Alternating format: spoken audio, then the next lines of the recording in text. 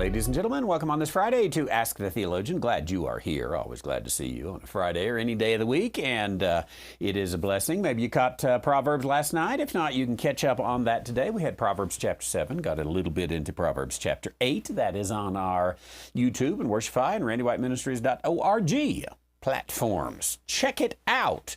And I'm ready for your biblical, theological, and worldview questions to close out the week, enter into the weekend. You got some pressing issue on your mind. You know, it's been a long time since we've done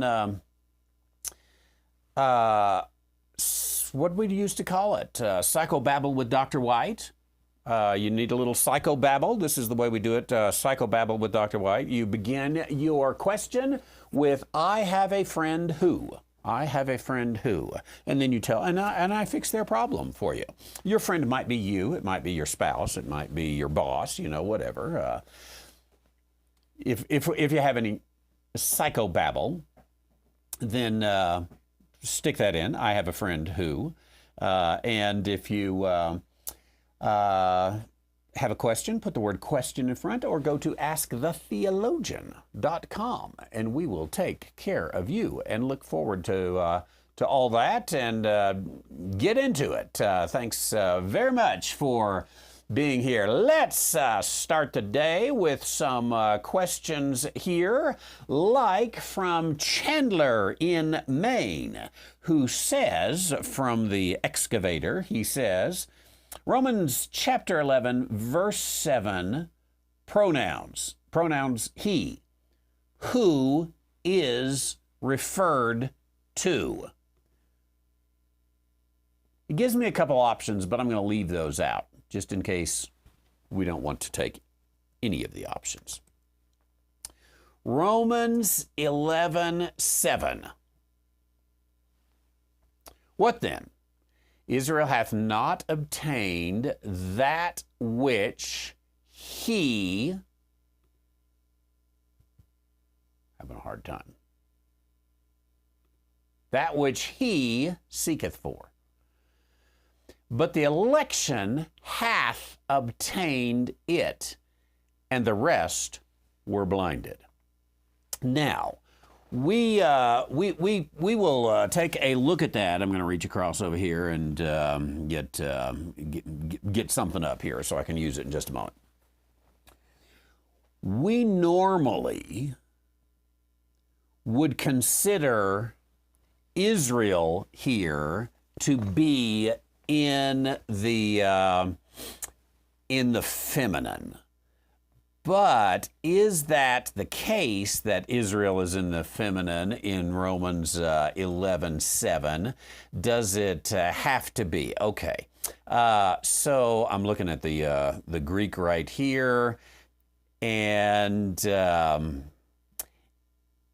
it is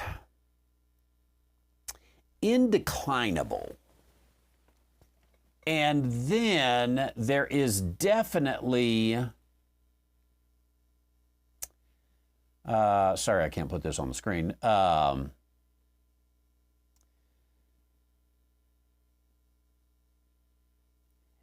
Yeah, it is, the Greek here is a little odd and a little different, and I would have to look into to see exactly why. But you've got then,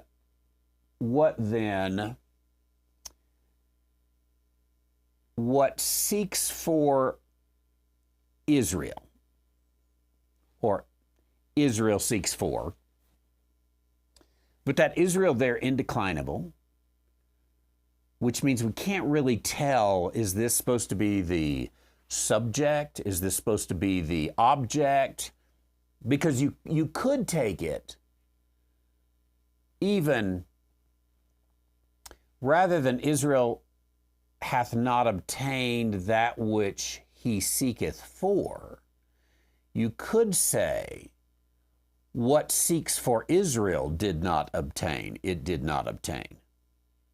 Now that doesn't sound right or seem right, but it ought to be, we ought to dig down and consider it. I tell you what, let's go to Young's Literal and see what it's got here. What then? What Israel doth seek after, this it did not obtain, and the chosen did obtain, and the rest were hardened. Now, again, even though Young's literal, what Israel doth seek after, in Greek it is what doth seek after Israel.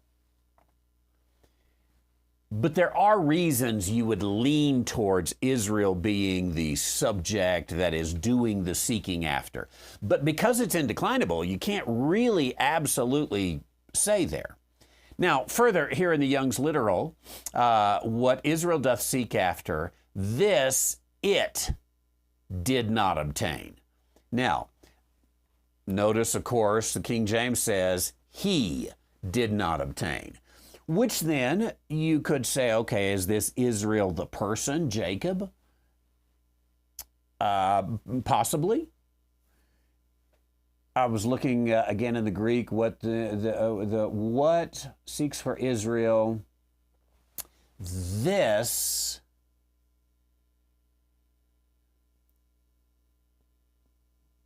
not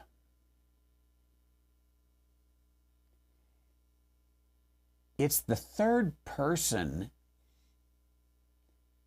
Problem with the third person is he, she, or it. And it's not in the masculine, but the election, the chosen, is a feminine, did obtain, and the rest were hardened. Okay, so Chandler, first of all, you got a doozy, you got a good one there. Get out the excavator on here and let's do some digging.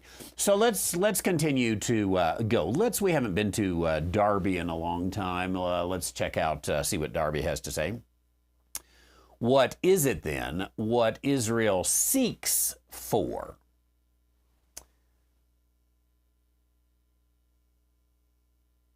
It's not what then. Yeah, present, active, indicative. King James got seeketh for. That works. What Israel seeks for, again, what seeks for Israel, what Israel seeks for, that he has not obtained.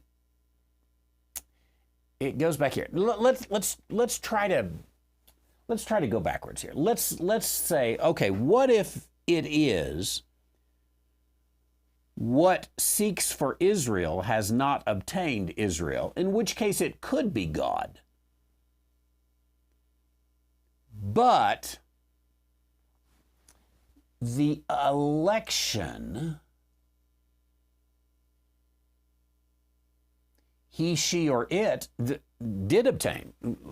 I'm sorry. Let me get back to King James here in this challenging verse. So, what then? Israel hath not obtained can be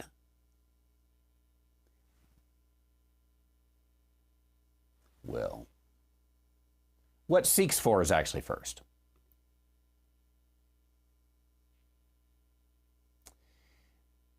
This comes first in the sentence. That which seeketh for. That which he, she, or it seeketh for.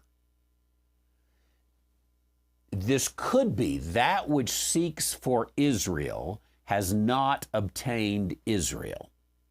In which case it can be God has sought for Israel but not obtained. Now, the challenge is, as we go on, the election obtained.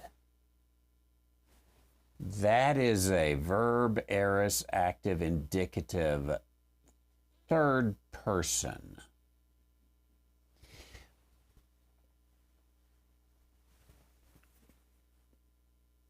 I'm trying to see what other way we can look at this.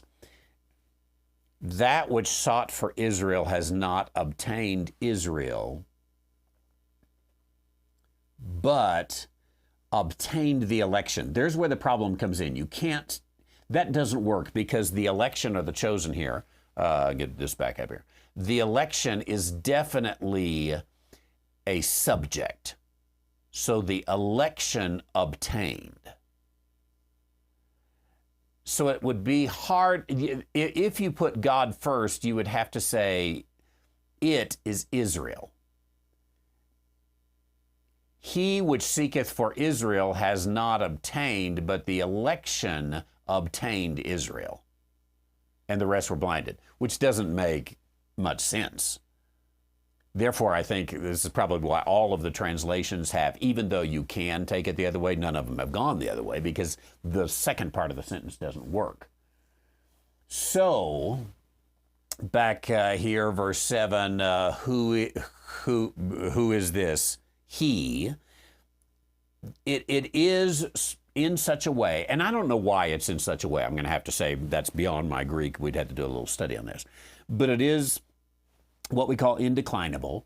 So if, for whatever reason, it was not put on in the in the normal fashion, a little mystery given to it, for whatever reason that is. And there may be a grammatical reason, or there may be a communicative reason, rhetorical reason. But I would say Israel hath not obtained what Israel sought for, but the election obtained what Israel sought for, and the rest were blinded. Which then I would say, okay, that leads to it, to the he being Israel. Israel hath not obtained that which Israel sought for, but the election obtained that which Israel sought for. Do we need the foghorn? A little grammatical issue there. Why don't I do a little work on that particular Greek and see if I can do a follow-up there? Because I would like to know, Chandler, what's up with that issue of why is Israel there in an undeclinable fashion? What's going on there? Let's dig that out and seek through there and come back to that. Thank you, Chandler. Anonymous question came in yesterday afternoon. Are all Paul's letters to the Jews? A lot of them are, but are they all? That would probably be hard. Well, first of all, you do have, I'll say no. You've got the letter to Titus. Titus was a Gentile, we know from Acts chapter 16. So let's verify in the book of Titus, Paul, a servant of God, an apostle of Jesus according to the faith of God's elect, and acknowledging the truth which is after godliness and hope of eternal life, which God, that cannot lie, promised before the world began, hath in due times manifested to Titus, mine own son, after the common faith, grace, mercy, and peace. I think this is the common faith between Jews and Gentiles. That we would call that the age of grace. So Titus, what about Philemon? Paul, a prisoner unto Philemon, our dearly beloved fellow believer, to our beloved Apphia, Archippus, fellow soldier, to the church in thy house, grace to you and peace. I tell you what, Luca, look up and see if we have any evidence that Philemon was Jewish. He possibly may be. And so, if so, we would take Titus. Now, arguably, okay, those are two individuals.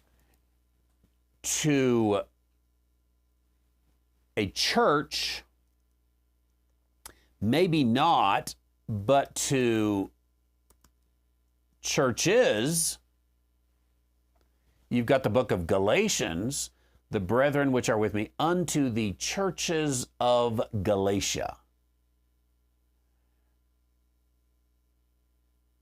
speaks of Jesus Christ who gave himself for our sins that he might deliver us from the present evil world according to the will of God our Father.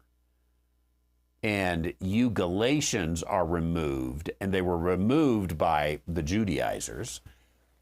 So I would say, are all of Paul's letters to the Jews? No.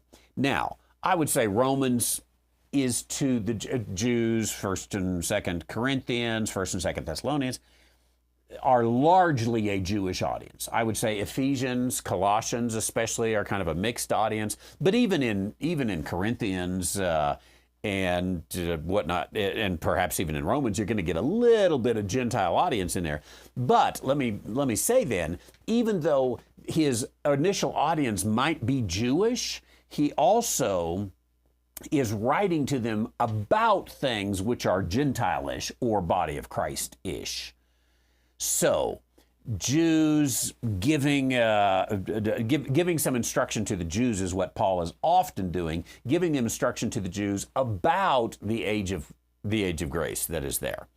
Are all Paul's letters to the Jews? Definitely not. Titus is not. Philemon, any? No direct evidence on Philemon. You could, he's in an area. You could perhaps assume that he is Gentile, but I don't. I think in the end, we would have to say the only thing we have to go on is an assumption. There's not much to build on that. So probably have to carry that out there. Thank you for that question. Chandler says, thank you, Pastor, for that. I'm glad I'm not the only one that was a little befuddled. You were helpful. We are like-minded. I am glad. Interesting. It is very interesting Greek there that I would like to look into a little more deeply. Okay, question came in this morning via Ask the Theologian. The question is this: the phrase "not of works" in Ephesians 2:8-9. Does that mean our works or the works of the law? I think I'm probably comfortable saying all of the above, but let's look to it, see if there's anything that might give some help here. Ephesians 2, for by grace are you saved through faith, that not of yourselves. It is the gift of God, not of works. Now, I want to check this word works right here in verse 9. I'm going to put up some Greek. Ergon, okay. The reason I wanted to do that is because there are a couple of different words for works. Ergon is the most general word, and it is just a word that is energy. We get ergonomic from it. The exertion of energy is ergon. Comes from it's a form of energeo, energy. So that would be, I think, our works or the works of the law. That is, you can take it and you can say, it's in a more evangelical sense, it's that work of going, excuse me there. At least I put the screen. You didn't have to watch it. You just had to hear it. Ergon, going to church on Sunday morning, giving your tithes and your offerings, showing up for the church work day, or works of the law, being obedient to the Sabbath, to the kosher laws, all these kind of things. I don't think just by the word itself we would be able to narrow that down. So I think the best thing there is to take it in its most general sense. And that general sense, again, is not of works. You picked a works, any kind of works that you would like to pick. It is not of works, lest anyone should boast. So I'm going to say the answer to that is yes. Does it mean our works or the works of the law? Yes. Just simply not of works. It is not of yourselves. And there's nothing that you individually or you collectively can carry out and do in order to receive this gift that is a gift of grace? Appreciate the question there. And moving on, let's go to Cash. And I've got two questions here. One that came in during the program, one that came in earlier this morning. Let's take the one that came in earlier this morning. First of all, Cash, good to see you. Appreciate it. I am glad you're here. 1 Corinthians 9:17. For if I do this willingly, I have a reward. He's talking about his apostolic duty, I guess you'd say.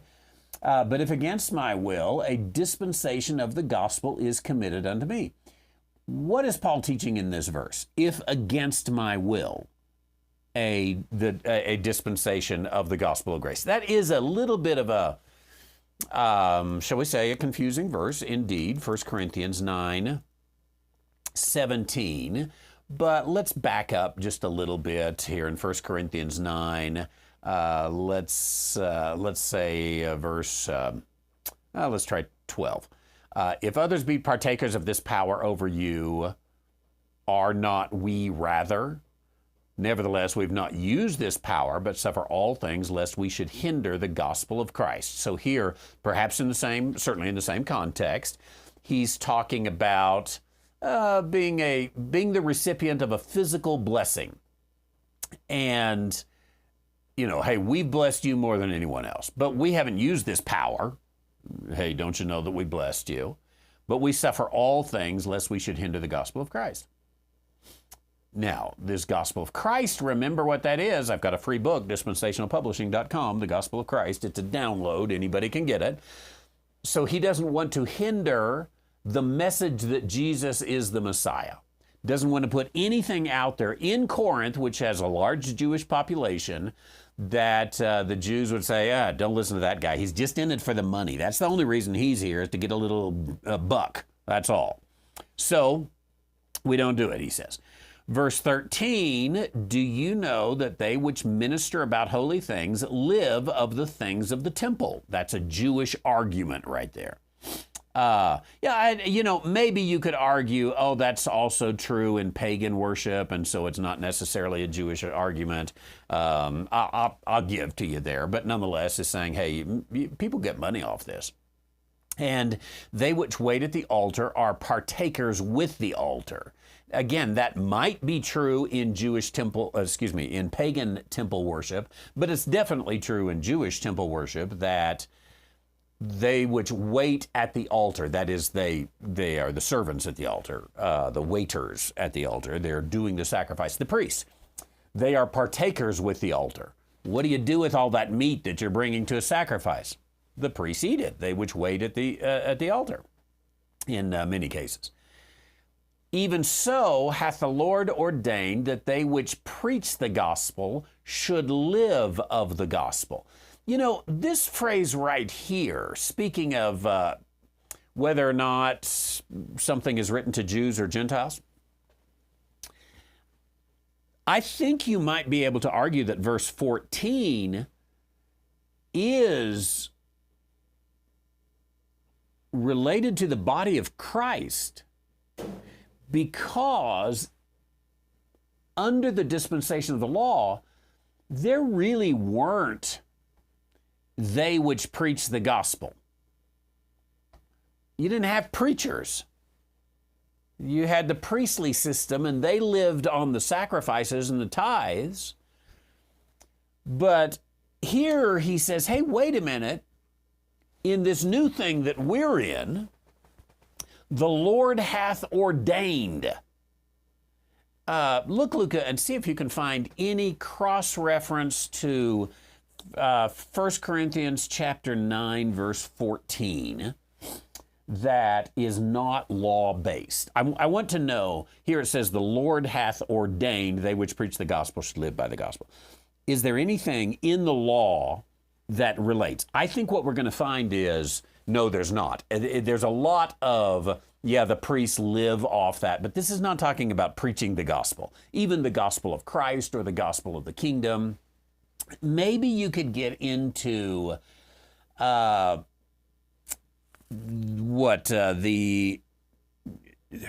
Jesus telling them, the 70, to go out and not bring anything and just sort of, eat other people's food. Possibly you could build that argument. But maybe this is part of the revelation, that now you've got this group of people who are living off the proclamation of the gospel. I don't really think you could argue that the prophets did that. They certainly, people took care of them and whatnot, but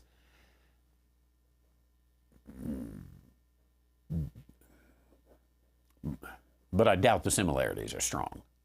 So here we might have, again, we're not to verse 17 that we're aiming at, but we might have, hey, this is new with the body of Christ.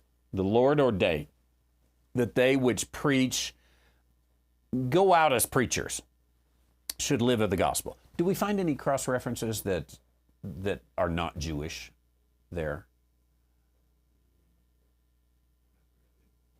Okay. He says not very good ones, which means, yeah, all of them probably I think we're going to discount. There are probably a few cross references within the body of Christ that teach this same thing, don't muzzle the ox and whatnot. So here we have, okay, live off the gospel. But he's saying, I'm not doing this. I have used none of these things. Neither have I written these things that it should be done unto me, for it were better for me to die than that any man should make my glorying void. We're getting close to verse 17 here. In verse 15, I have not taken that which God says, God has ordained, is perfectly legit to take. I decided, I'll go ahead with that.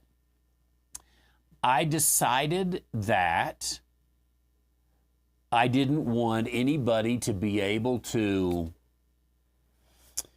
hold that over me, to use that to pull my strings, to accuse me of anything there.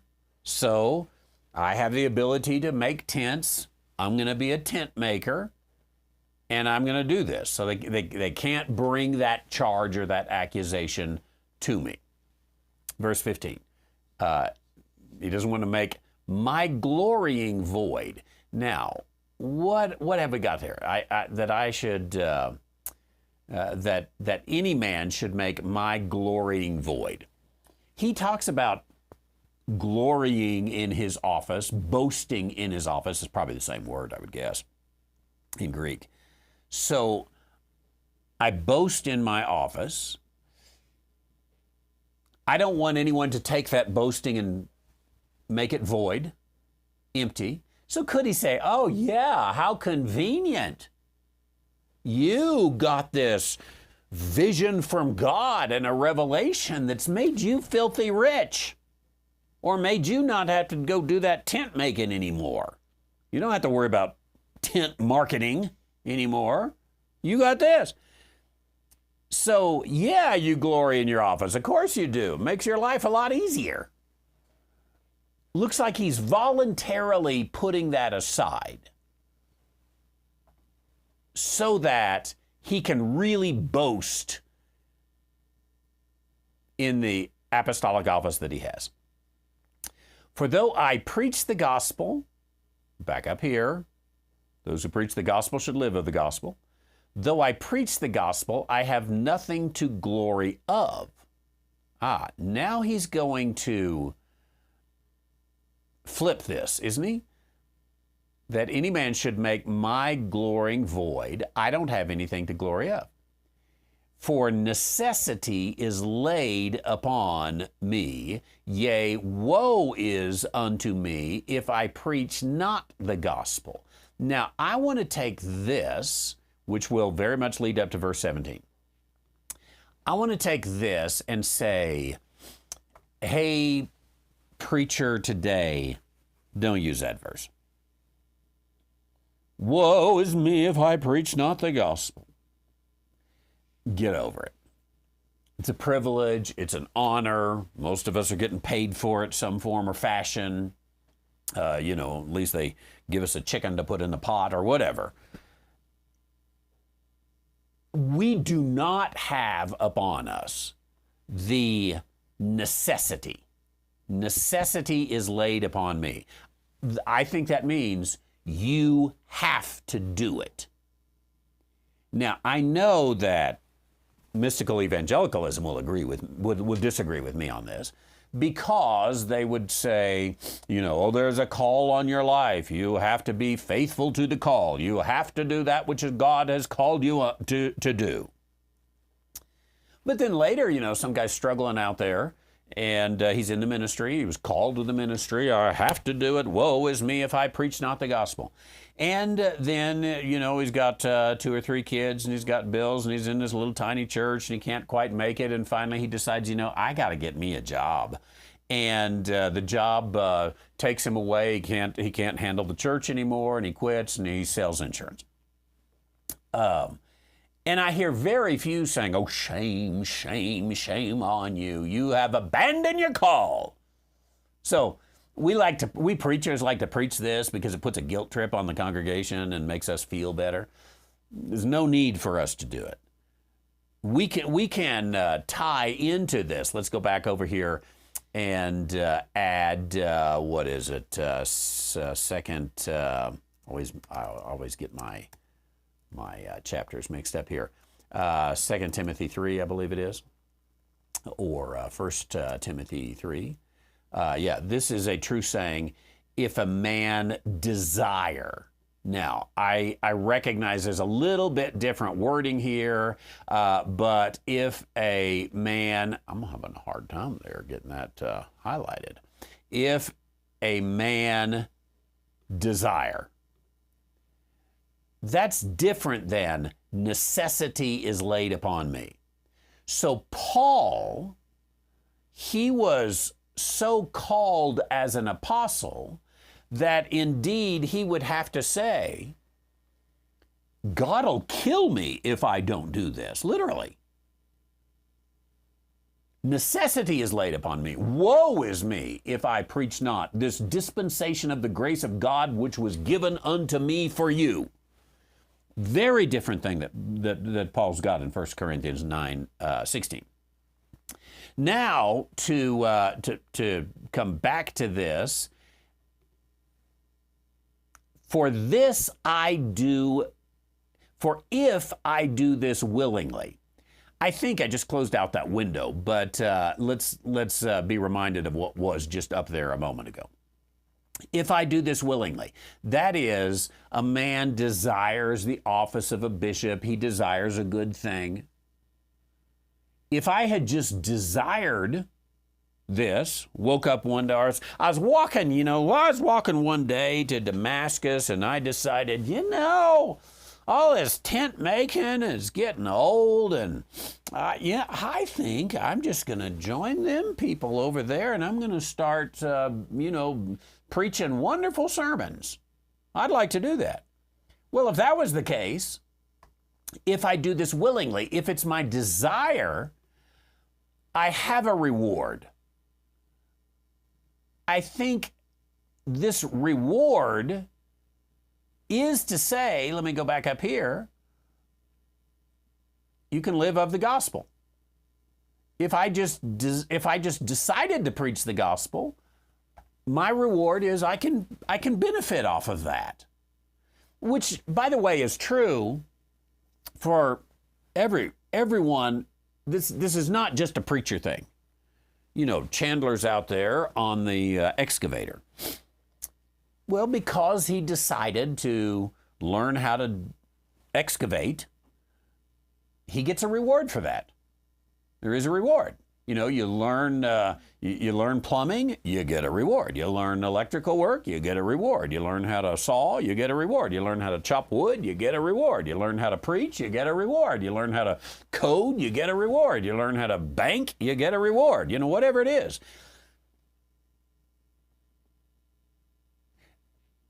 But what about even stepping away from Paul a little bit, what about those things that say are mandated?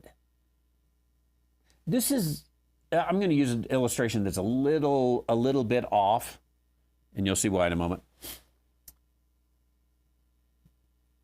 If you, back in the days of the draft, if you're conscripted in, they're going to feed you, they're going to house you, they're going to clothe you.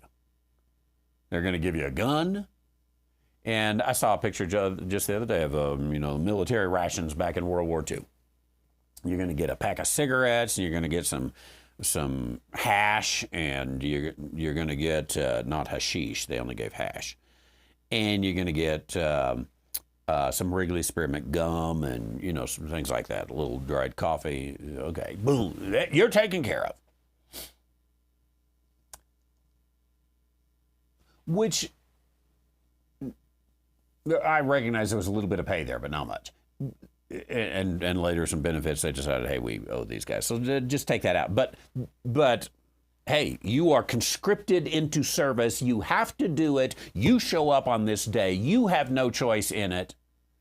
It doesn't matter if we pay you $1 million or we don't give you 1 red cent. You are going to be here. That's the draft. On the other hand, I decide, hey, I'm going to join ROTC. I'm going to get me a medical degree. I'm going to later go in as an officer. They're going to say, okay, here's the benefits you get. Thanks for making that decision. Here's what you get. So here, I think, if I'm just drafted, then woe is me if I don't show up. I better do it. Necessity is laid upon me. But he does say, okay, if I do it willingly, I have a reward. But if against my will, if I'm drafted, then a dispensation of the gospel is committed unto me. That is the only reason, not very good at highlighting today, the only reason I'm even here is because of the dispensation of the grace of God that was given unto me. Lot of good stuff that we could dig in. I hope that that helps clear it up. And perhaps the clearest thing or the most helpful thing there would be considering the draft versus voluntary enlistment. Thank you.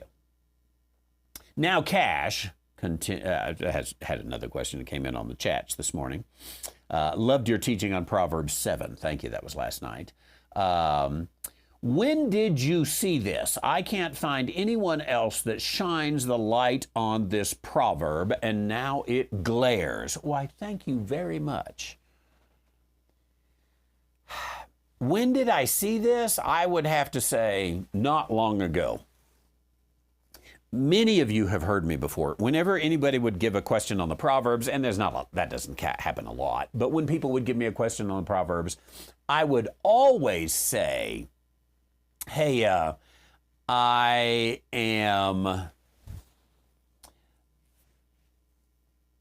not an expert on Proverbs. And then I would say, and I think we're missing something. I think there's a missing link. This is why we don't understand Proverbs, is because we're missing something. And I don't know what we're missing. I tossed that around for a long time in my mind. Finally here, just, 8 or 10 weeks ago, I decided I am going to do Proverbs. And I knew that I had to find something there, the key. I knew that I didn't like the fact that we always apologize for the book of Proverbs. It's Proverbs, not promises. Sometimes it's true, sometimes it's not. That's okay. No, let's don't apologize for it. Let's deal with it. And really then, when I got into the things early in the morning, the first things, or early in the series, and began to take the book literally, that's when the light came on. You say, well, of course, everybody takes the book of Proverbs literally. No, they don't. Nobody takes the book of Proverbs literally. So that's when I said, okay, I'm going to take this as Solomon is writing, because it says that in verse 1. He's writing to his son because it says that in verse 7 or 8 of chapter 1. So this is Solomon to Rehoboam. And then you have to deal with the things like, what is wisdom? What's the strange woman? And I decided I am just going to take it exactly for what it says. And all of a sudden, when you take it literally like that, it's just like you say, it's glaring. It is as plain as day. It is boom, right there. How can we ever miss this? But I even looked, Bullinger in Proverbs, he says, I don't have my glasses right here with me. But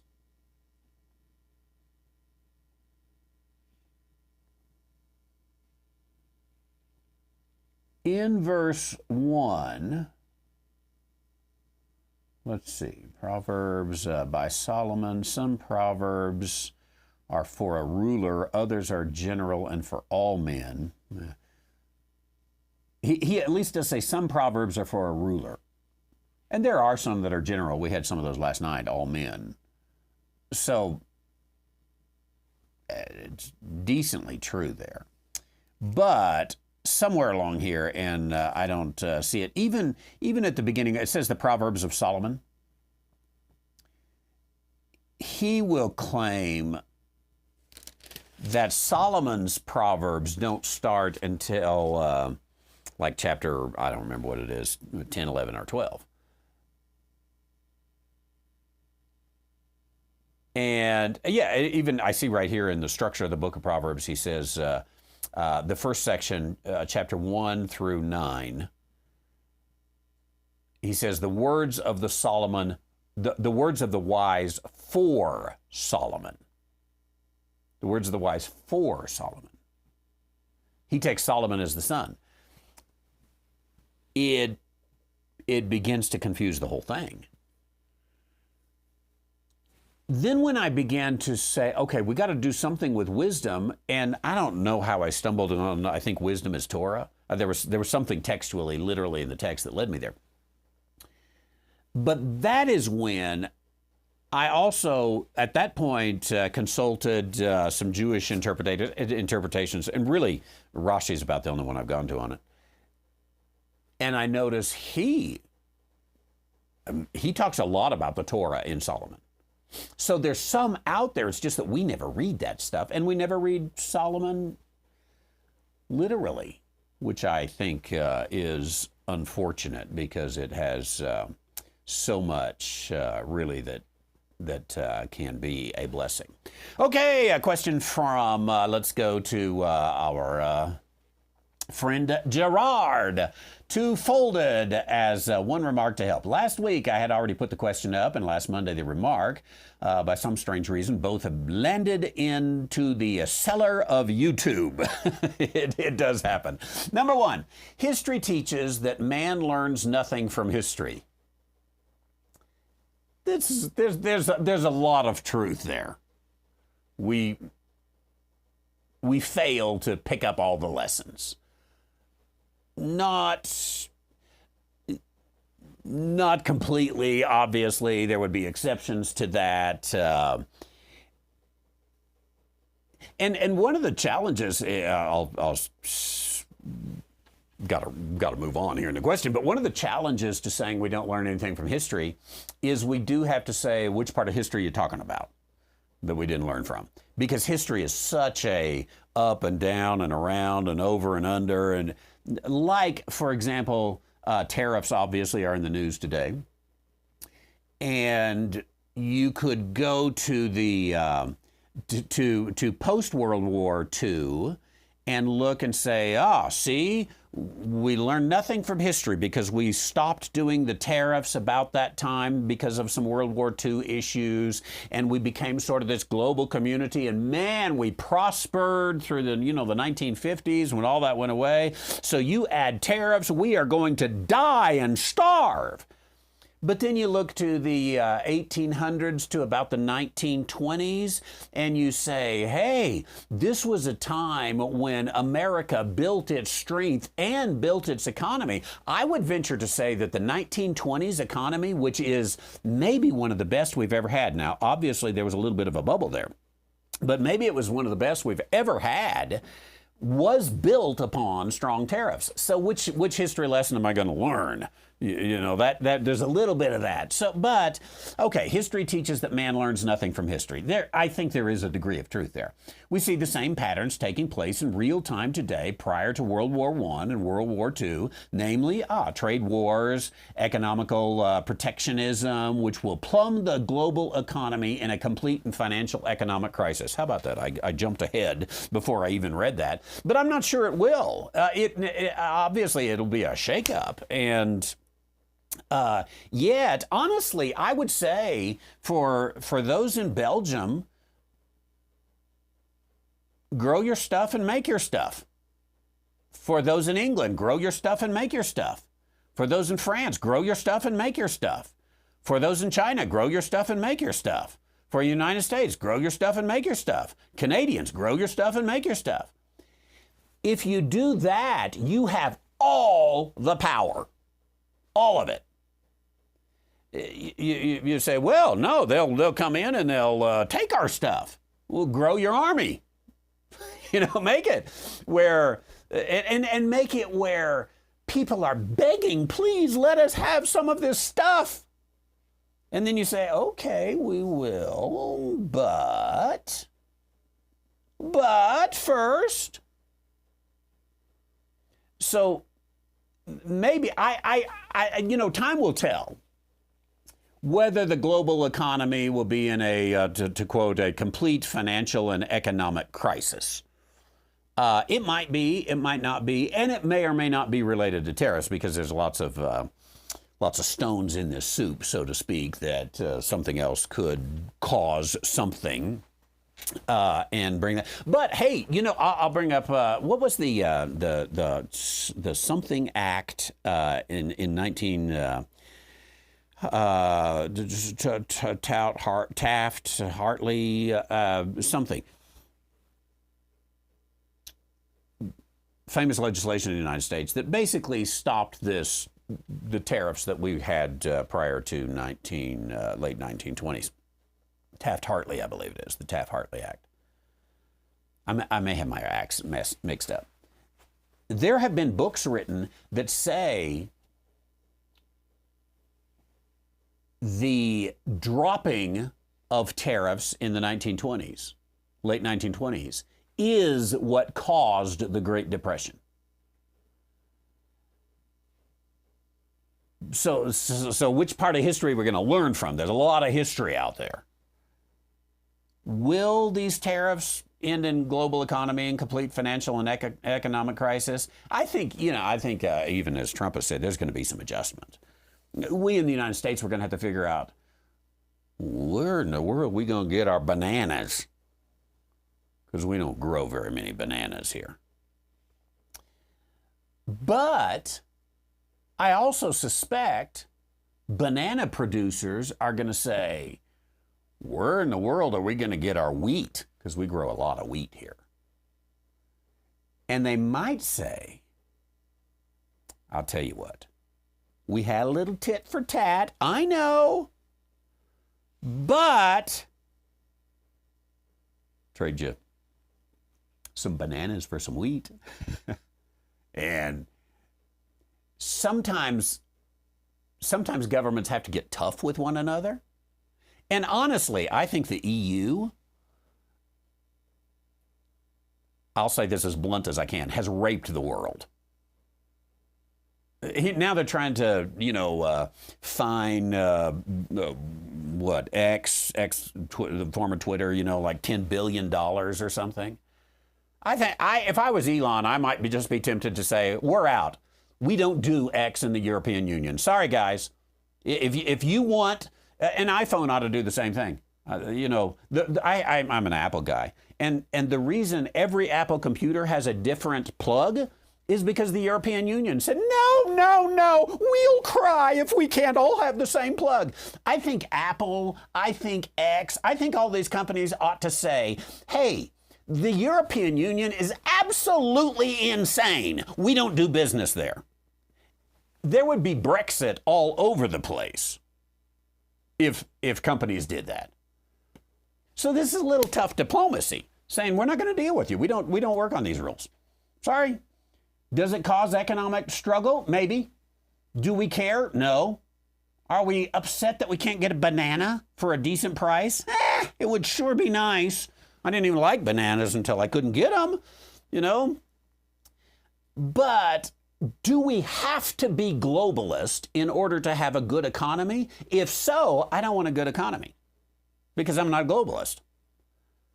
So I don't care if we go into a depression because we think we need fentanyl coming from China.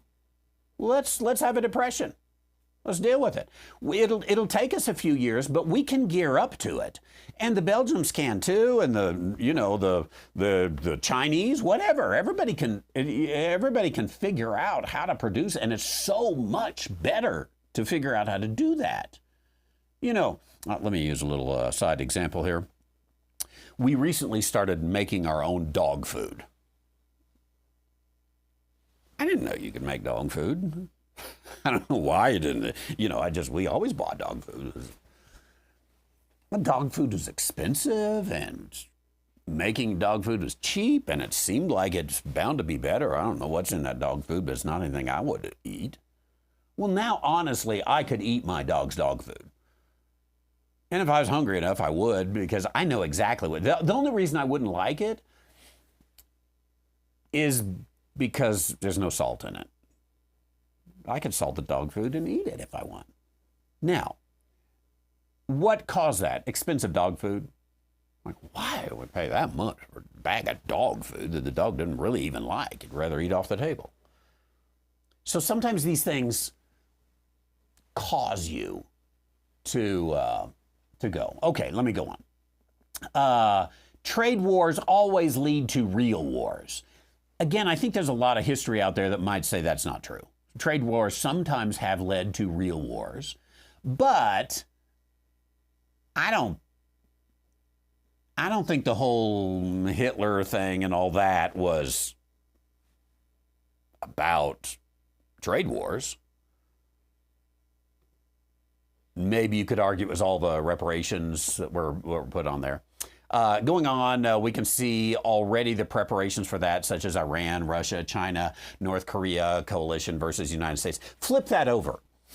If we said no tariffs, which we're about the only country that has virtually done that, no tariffs, everybody, we're one big happy family. Kumbaya, my lord, kumbaya. Everybody good. Well, North Korean, you want in? China, you want in? That's led to peace, hasn't it? Ha! No. So, does trade wars cause the problems with Russia and China, North Korea coalition versus the United States and NATO? That ain't nothing new. Been around for a long time. Okay, going on. 1 Thessalonians 5:3 is a passage that Gerard gives. Let me just check. 1 Thessalonians 5 is about the coming day of the Lord. But 1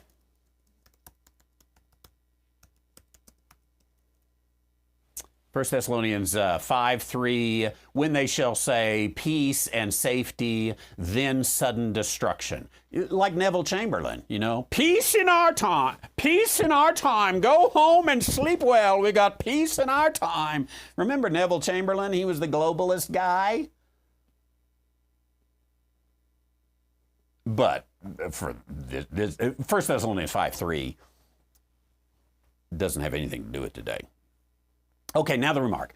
At your last sermon about the trial of Jesus Christ before the Sanhedrin, Pilate, and Herod, I want to recommend you a tool which very beautifully visualizes a Hebrew day and all its feasts. You can find it on TorahCalendar.com and click on the tab or the link called What Time Is It Now? Determining the Hebrew Hour. In my humble opinion, it will help you and your audience to understand the trials and crucifixion of Christ regarding hours and timing. Let's just see. I am about out of time, but let's go on it here. TorahCalendar.com, and we'll go ahead and put this up for others to see. I assume we can enter the site here. I won't read that. The tab or the link called What Time Is It Now? What time? There we go, right down here. What time is it now? Determining the Hebrew hour. Let's get in here, see what we got. A Hebrew hour is defined as 1/12 of the time between sunset and sunrise. Okay, I said that on Sunday and not those same words, but 1/12 of the time between okay, the only scriptural reference, John 11:9, I used that, where the Messiah asked the famous question, are there not 12 hours a day?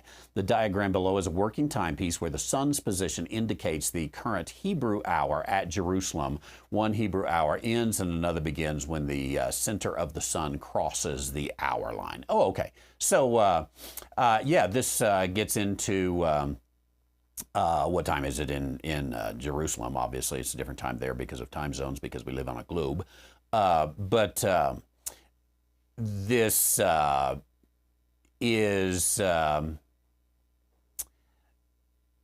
let's see if it puts, yeah, the 6th hour is either noon or midnight, as I said in that sermon Sunday. So, yeah, this kind of helps you put it in a visual format there on what you've got. I would say first watch, second watch, third watch, and fourth watch. That's actually a Roman issue, not a Jewish issue. Had to do with the Roman guards and what they put on there. The Jews went more by the particular hour there, and carried that out.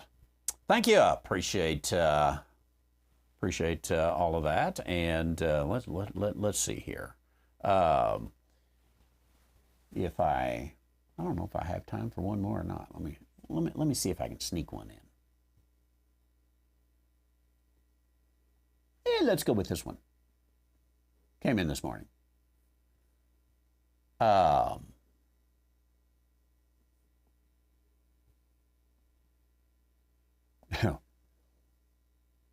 Actually, I see Myra says my dad was drafted in World War II. That's where he got his first pack of cigarettes, and he smoked for the next 50 years. Why did they put the cigarettes in? Smoking was a big thing back then, I think. And I don't know, does smoking give you energy or something like that? I know that people go out for a smoke break, so I've never been a smoker, so I don't know what's up there. But Gerard, I don't know why I said you were in Belgium. That's our other friend. You're in the Netherlands. Let's take this one more. Are the 144,000 the only Israelites that will be saved?